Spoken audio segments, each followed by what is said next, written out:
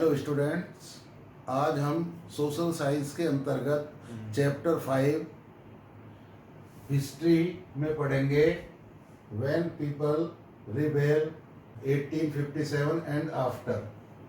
जब जनता बगावत करती है 1857 और उसके बाद का हम इतिहास पढ़ेंगे। इससे पहले आपने पिछले चैप्टर्स में देखा कि अंग्रेजों ने यानी कि ईस्ट इंडिया कंपनी ने भारतीयों के ऊपर कौन कौन सी नीतियां, किस प्रकार के क्रियाकलाप उन्हें कराने के लिए प्रेशराइज किया, उन पे दबाव डाला। इसी चैप्टर में इन सारे प्रेशराइज की हुई नीतियों को और पॉलिसीज के बारे में ही इस चैप्टर में आप पढ़ेंगे। जैसे पॉलिसीज एंड द पीपल, नीतियां और लोग। अब पिछले अध्याय में आपने देखा जैसा कि ईस्ट इंडिया कंपनी की नीतियों और जनता पर उसके प्रभावों के बारे में पढ़ा है हमने। इन नीतियों से राजाओं, रानियों, किसानों, जमींदारों, व्यापारियों, आदिवासियों, सिपाहियों सब पर तरह तरह के असर पड़े। आपने यह भी देखा पिछले चैप्टर्स में कि जो नीतियां और कार्यवाहियां जनता के हित में नहीं होती या जो उनकी भावनाओं को ठेस पहुंचाती हैं, उनका लोग किस तरह विरोध करते हैं। ये नीतियां और लोग के अंतर्गत 3 पॉइंट ऐसे हैं जिनके अंतर्गत हम, जैसे नवाब्स लूज देयर पावर, नवाबों की छिनती सत्ता। जो भारत में पहले नवाब थे उनकी पावर, उनकी शक्ति किस प्रकार कम हुई या उनकी किस प्रकार पावर छीनी गई, इसके बारे में 18वीं सदी के मध्य से ही राजाओं और नवाबों की ताकत छिनने लगी थी। जब से ईस्ट इंडिया कंपनी आई थी और वो अपना साम्राज्य स्थापित करना प्रारंभ कर रही थी, तभी से नवाबों की और जो भारतीय शासक वर्ग था उसकी शक्ति कम होने प्रारंभ हो गई थी। उनकी सेनाओं को भंग कर दिया गया था। उनके राजस्व वसूली के अधिकार व इलाकों के एक एक करके छीने जा रहे थे। झांसी की रानी लक्ष्मीबाई चाहती थी कि कंपनी उनके पति की मृत्यु के बाद उनके गोद ले हुए बेटे को राजा मान ले। इसी प्रकार पेशवा बाजीराव द्वितीय के जो दत्तक पुत्र नाना साहब थे, उनको भी कंपनी से यही आशा थी कि उनके पिता को जो पेंशन मिलती थी वह मृत्यु के बाद उन्हें मिलने लगे। अपनी श्रेष्ठता और सैनिक ताकत के नशे में चूर कंपनी ने इन सब निवेदनों को ठुकरा दिया। अब कंपनी ने मुगलों के शासन को खत्म करने की पूरी योजना बना ली थी। कंपनी द्वारा जारी किए गए सिक्के पर जो मुगल बादशाह का नाम था वह हटा दिया गया। 1849 में गवर्नर जनरल डलहौजी ने ऐलान किया कि बहादुर शाह जफर की मृत्यु के बाद बादशाह के परिवार को तत्काल किले से निकालकर उसे दिल्ली में कहीं और बसाया जाएगा। 1856 में गवर्नर जनरल कैनिन ने फैसला किया कि बहादुर शाह जफर आखिरी मुगल बादशाह होंगे। इनके बाद में इनके किसी भी पुत्र को बादशाह नहीं माना जाएगा। फिर जब इस प्रकार की पॉलिसी बनी तो नवाबों पर भी प्रेशर आया और वो भी अपनी सत्ता को कम आंकने लगे। दूसरा पॉइंट आया द पीजेंट्स एंड द सिपाही, किसान और सिपाही। इसमें गांवों में किसान और जमींदार भारी भरकम लगान और कर वसूली के सख्त तौर तरीकों से परेशान थे। बहुत सारे लोग महाजनों से लिया कर्ज नहीं लौटा पा रहे थे। इसके कारण उनकी जो पुरानी जमीन थी वो उनके हाथों से निकलती जा रही थी। फिर उस जमाने में जो सैनिक थे समुद्र में चलने से कतराते थे और वो मानते थे कि यदि हम समुद्र को पार जाना पड़ेगा तो उन्हें लगता था कि समुद्र यात्रा से उनका धर्म और जाति भ्रष्ट हो जाएंगे। जब 1824 में सिपाहियों को कंपनी की ओर से लड़ने के लिए समुद्र के रास्ते बर्मा जाने का आदेश मिला, तो उन्होंने उस आदेश को, हुक्म को, ऑर्डर को मानने से इनकार कर दिया। जब हुक्म मानने से इनकार कर दिया तो अंग्रेजी सरकार ने उन्हें सख्त सजा दी और एक नया कानून बनाया, जिसमें कानून में साफ कहा गया कि सेना में नौकरी जो भी भारतीय करेगा उसको समुद्र पार भी जाना पड़ सकता है। इसी तरह तीसरा पॉइंट आया, रेस्पॉन्सेज टू रिफॉर्म्स, सुधारों पर प्रतिक्रिया। अब इसमें क्या क्या सुधार किए जाए, जैसे भारतीय जो पहले परंपराएं या रूढ़ियां थी उनमें बहुत सारी ऐसी गलत परंपराएं थी जिनसे लोग परेशान थे, हालांकि वो भी अंग्रेजों ने ही खत्म की थी। जैसे कि अंग्रेजों को लगता था कि भारतीय समाज को सुधारना जरूरी है। सती प्रथा को रोकने और विधवा विवाह को बढ़ावा देने के लिए नए कानून बनाए गए। 1830 के बाद कंपनी ने ईसाई मिशनरियों को खुलकर काम करने और यहां तक कि जमीन व संपत्ति जुटाने की भी छूट दे दी। 1850 में एक नया कानून बनाया गया। इस कानून में प्रावधान था कि अगर कोई भारतीय व्यक्ति ईसाई धर्म अपनाता है तो उसको पुरखों की संपत्ति पर उसका अधिकार पहले जैसा ही रहेगा। बहुत सारे भारतीयों को विश्वास हो गया था, यकीन हो गया था कि अंग्रेज उनका धर्म, उनके सामाजिक रीति रिवाज और परंपरागत जीवन शैली को नष्ट कर रहे हैं। अब इसके बाद में ये यहाँ तक के 3 पॉइंट ऐसे आए जिनमें केवल भ्रमित किया जा रहा था भारतीय लोगों को, वो संतुष्ट इन क्रियाकलापों से नहीं थे। Through the eyes of the people, यानी कि जनता की नजर से जो ये क्रिया या कार्य किए जा रहे थे, उनके नीतियां बन रही थी, वो जनता की नजर में ठीक नहीं थी। इसी के अध्ययन हेतु 2 स्रोत पुस्तक में दिए गए हैं, यानी कि स्टडी सोर्सेज 1 और 2। उनमें दोनों में बताया गया है कि जो पहला स्रोत यानी कि सोर्स 1 है, उसमें एक ब्राह्मण जो महाराष्ट्र के रहने वाले थे, विष्णु भट्ट गौडसे द्वारा लिखित पुस्तक माझा प्रवास के कुछ अंश दिए गए हैं। उन्हें विष्णु भट्ट लिखते हैं उसमें कि रास्ते में उनकी मुलाकात कुछ सिपाहियों से हुई, जिन्होंने उन्हें सलाह दी कि वे वापस लौट जाएं, क्योंकि 3 दिन के भीतर चारों तरफ कोहराम मचने वाला है। सिपाहियों ने जो कहा वह इस प्रकार था कि अंग्रेज सरकार हिंदुओं और मुसलमानों के धर्म को नष्ट करने पर आमादा है। उन्होंने 84 नियमों की एक सूची बनाई है और कलकत्ता में सारे राजाओं और राजकुमारों की मौजूदगी में उसका ऐलान कर दिया है। इसके आगे का जिन लोगों ने इन नियमों को मान लिया, वो लोग अंग्रेजों के अकॉर्डिंग चलने भी लगे और उनकी नीतियों को मानने लगे। लेकिन जिन्होंने इसको मानने से इनकार कर दिया, तो उन लोगों में असंतोष की लहर फैल गई। Source number 2, there was soon excitement in every regiment, यानी कि जल्दी ही हर एक टुकड़ी में उत्तेजना छा गई। जो टुकड़ी में जो सेनाओं की अलग अलग बटालियन होती है, उन्हें टुकड़ी बोला जाता है।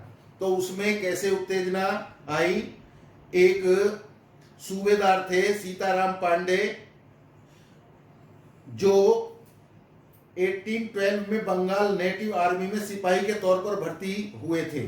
उन्होंने 48 ईयर्स वहां सर्विस की और 1860 में वे सेवानिवृत्त यानी कि रिटायर हुए। उन्होंने बगावत को दबाने में अंग्रेजों की मदद की, हालांकि उनका बेटा भी विद्रोहियों के साथ था और अंग्रेजों ने उसे सीताराम की आंखों के सामने ही मार डाला था। सीताराम ने 1861 में अवधी भाषा में अपने संस्मरण लिखे, जिस नॉर्गेट ने अंग्रेजी में अनुवाद किया और फ्रॉम सिपाही टू सूबेदार, सिपाही से सूबेदार तक के नाम से प्रकाशित करवाया। सीताराम पांडे के संस्मरणों में जो एक अंश था वो इससे संबंधित है। अब इसके बाद में आया a mutiny becomes of popular rebellion, सैनिक विद्रोह जन विद्रोह बन गया। अब जन विद्रोह यानी कि पहले सैनिक ही उत्तेजित हुए, उसके बाद में जो अन्य लोग भी थे, चाहे वो किसान थे, व्यापारी थे, राजा थे या शासक वर्ग था, वो सब अंग्रेजों के प्रति उत्तेजित हो गए और बहुत सारे लोग मानने लगे कि उन सब का शत्रु एक ही है,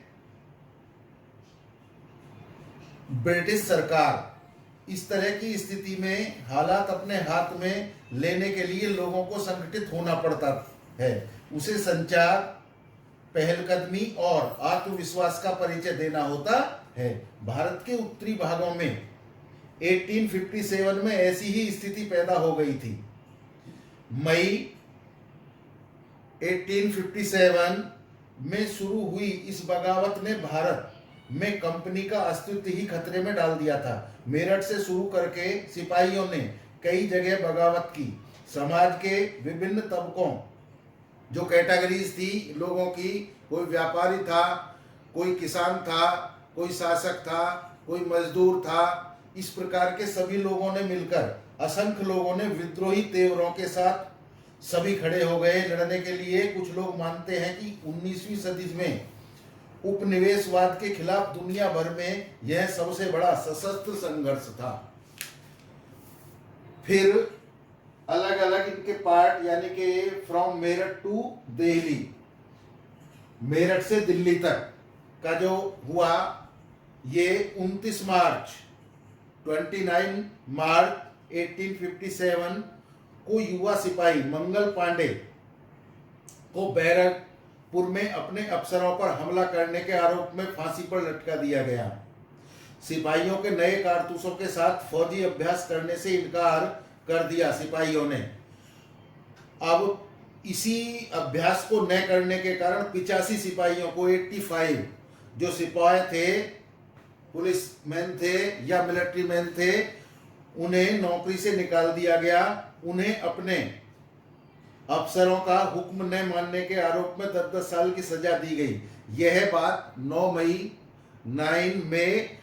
1857 की है। उसके बाद में 10 मई को सिपाहियों ने मेरठ की जेल पर धावा बोलकर वहां बंद सिपाहियों को आजाद करा लिया। उन्होंने अंग्रेज अफसरों पर हमला करके उन्हें मार दिया। उन्होंने फिरंगियों के खिलाफ युद्ध का ऐलान भी कर दिया। सिपाही पूरे देश में अंग्रेजों के शासन को खत्म करने पर सभी अग्रसित हो गए, यानी कि आमादा हो गए। उसके बाद में वे मुगल सम्राट बहादुर शाह जफर को देश का शासन सौंपना चाहते थे। जो भारतीय लोग थे, सैनिक थे, वो जो शासक वर्ग चुनना चाहते थे, वो मुगल बादशाह बहादुर शाह जफर को चुनना चाहते थे। मेरठ के कुछ सिपाहियों की एक टोली 10 मई की रात को ही घोड़ों पर सवार होकर बहुत सुबह सुबह दिल्ली पहुंच गई। जैसे ही उनके आने की खबर फैली, दिल्ली में तैनात टुकड़ियों ने भी बगावत कर दी। यहाँ भी अंग्रेज अफसर मारे गए। देसी सिपाहियों ने हथियार व गोले बारूद कब्जे में कर लिया। वे बादशाह से मिलना चाहते थे। बादशाह अंग्रेजों की भारी ताकत से 2-2 हाथ करने को तैयार नहीं थे, लेकिन सिपाही भी अड़े रहे। आखिरकार वे जबरन महल में घुस गए और उन्होंने बहादुर शाह जफर को अपना नेता घोषित कर दिया। बूढ़े बादशाह को सिपाहियों की यह मांग माननी पड़ी। उन्होंने देश भर के मुखियाओं और शासकों को चिट्ठी लिखकर अंग्रेजों से लड़ने के लिए भारतीय राज्यों का एक संघ बनाने का आह्वान किया। बहादुर शाह जफर के इस एकमात्र कदम के गहरे परिणाम सामने आए। ज्यादातर छोटे शासक और रजवाड़े मुगल बादशाह के नाम पर ही बहुत सारे शासकों को लगता था कि अगर मुगल बादशाह दोबारा शासन स्थापित कर ले तो वे मुगल अधिपत्य में दोबारा अपने इलाकों पर शासन कर सकते हैं। अंग्रेजों को इन घटनाओं की उम्मीद नहीं थी। उन्हें लगता था कि कारतूसों के मुद्दे पर पैदा हुई उथल पुथल कुछ समय में शांत हो जाएगी, लेकिन जब बहादुर शाह जफर ने बंगाल में भी अपना समर्थन दे दिया और बगावत को अपना समर्थन दे दिया, तो स्थिति रातों रात बदल गई। अक्सर ऐसा होता है कि जब लोगों को कोई रास्ता दिखाई देने लगता है तो उनका उत्साह और साहस बढ़ जाता है। इससे उन्हें आगे बढ़ने की हिम्मत, उम्मीद और आत्मविश्वास मिलता है। जब द रिबेलियन स्प्रेड, बगावत फैलने लगी, जब दिल्ली से अंग्रेजों के पैर उखड़ गए तो एक के बाद एक हर रेजिमेंट में सिपाहियों ने विद्रोह कर दिया और वे दिल्ली, कानपुर, लखनऊ जैसे मुख्य बिंदुओं पर दूसरी टुकड़ियों का साथ देने को निकल पड़े। उनकी देखा देखी कस्बों और गांवों के लोग भी बगावत के रास्ते पर चलने लगे। वे स्थानीय नेताओं, जमींदारों और मुखियाओं के पीछे संगठित हो गए। वे लोग अपनी सत्ता स्थापित करने और अंग्रेजों से लोहा लेने को तैयार थे। नाना साहेब कानपुर के पास रहते थे। उन्होंने सेना इकट्ठा की और ब्रिटिश सैनिकों को शहर से खदेड़ दिया। उन्होंने खुद को पेशवा घोषित कर दिया।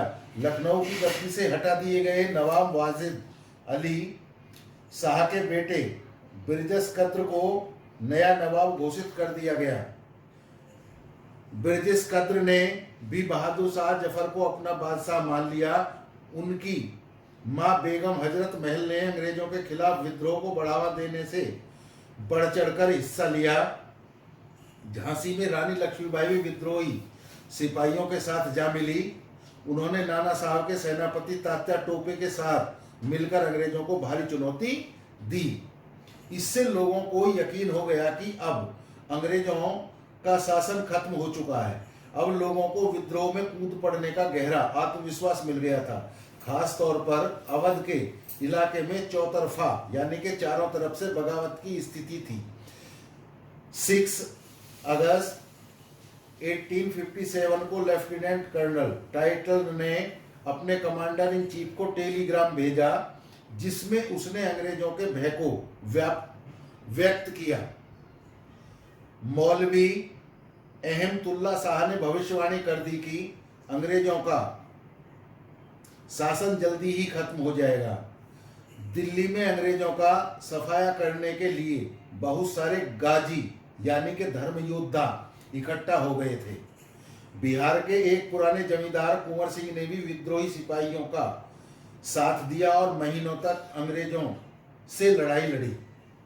अब इसके बाद में the company fight back, company ने जो पलटवार किया, यानी कि कैसे पलटवार किया, उन्होंने यहाँ तो बहुत थोड़े सैनिक थे अंग्रेजी सैनिक, तो उन्होंने ब्रिटेन से और अंग्रेजी सैनिक मंगवाए और भारतीयों पर लड़ाई जारी रखी। इस उथल पुथल के बावजूद अंग्रेजों ने हिम्मत नहीं छोड़ी। उन्होंने इंग्लैंड से और फौजी मंगवाए। विद्रोहियों को जल्दी सजा देने के लिए नए कानून बनाए। सितंबर 1857 में दिल्ली दोबारा अंग्रेजों के कब्जे में आ गई। अंतिम मुगल बादशाह बहादुर शाह जफर पर मुकदमा चलाया गया और उन्हें आजीवन कारावास की सजा दी गई। उनके बेटों को उनकी आंखों के सामने गोली मार दी गई। बहादुर शाह जफर और उनकी पत्नी बेगम जीनत महल को अक्टूबर 1858 में रंगून जेल में भेज दिया गया। इसी जेल में नवंबर 1862 में बहादुर शाह जफर ने अंतिम सांस ली। 3 सितंबर 1857 को अंग्रेजी सेनाओं को और ज्यादा हथियार, गोले आदि पहुंचाए गए। ये गाड़ियां पर लदे हुए थे जिन्हें हाथी खींच रहे थे और इनकी कतार 7 मील लंबी थी, जैसा कि आप चित्र में देख रहे हैं। अब इस व्यापक बगावत की विशाल ताकत को कुचलने के लिए अंग्रेजों को अगले 2 साल तक लड़ाई लड़नी पड़ी। मार्च 1858 में लखनऊ अंग्रेजों के कब्जे में चला गया। जून 1858 में रानी लक्ष्मीबाई से लड़ाई हुई और उन्हें मार दिया गया। तात्या टोपे मध्य भारत के जंगलों में रहते हुए आदिवासियों और किसानों की सहायता से छापामार युद्ध चलाते रहे। हार से लोगों की हिम्मत टूटने लगी, जो भारतीय लोग थे, क्योंकि अब अंग्रेजों का पलड़ा भारी हो गया था। इसलिए भारतीय लोग हारने लगे और हिम्मत उनकी टूटने लगी। बहुत सारे लोगों ने विद्रोहियों का साथ छोड़ दिया। अंग्रेजों ने भी लोगों का विश्वास जीतने के लिए हर संभव प्रयास किया।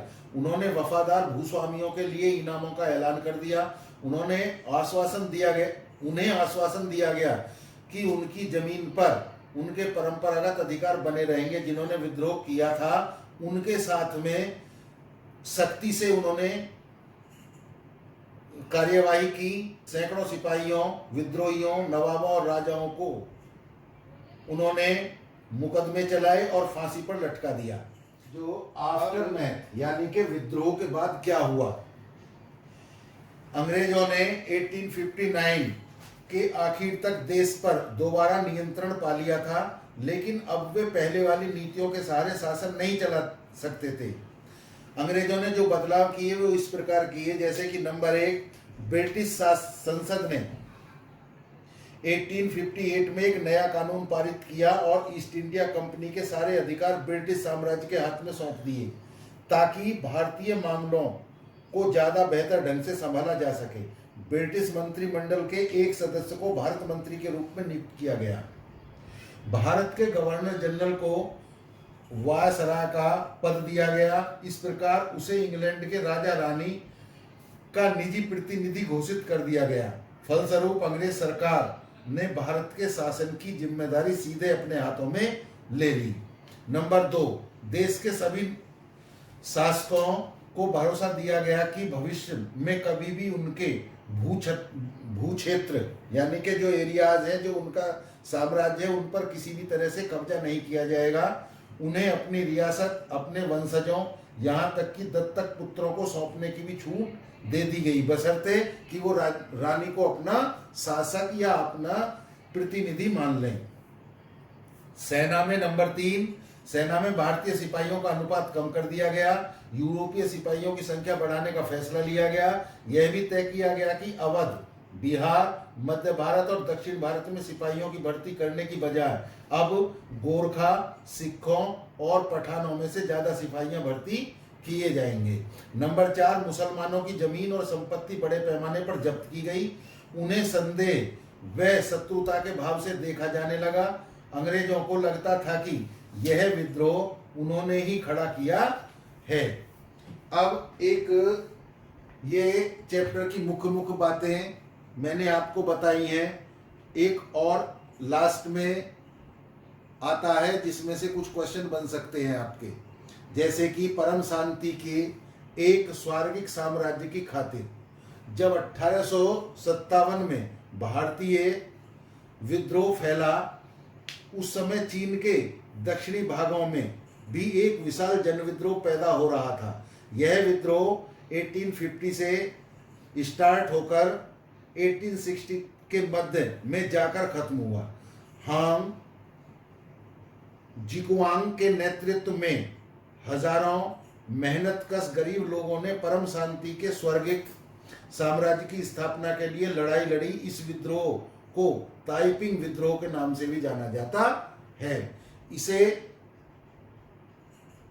आशा करता हूं कि आपकी समझ में आ गया होगा। चैप्टर पढ़ना और जो समस्या हो मुझसे पूछ लेना।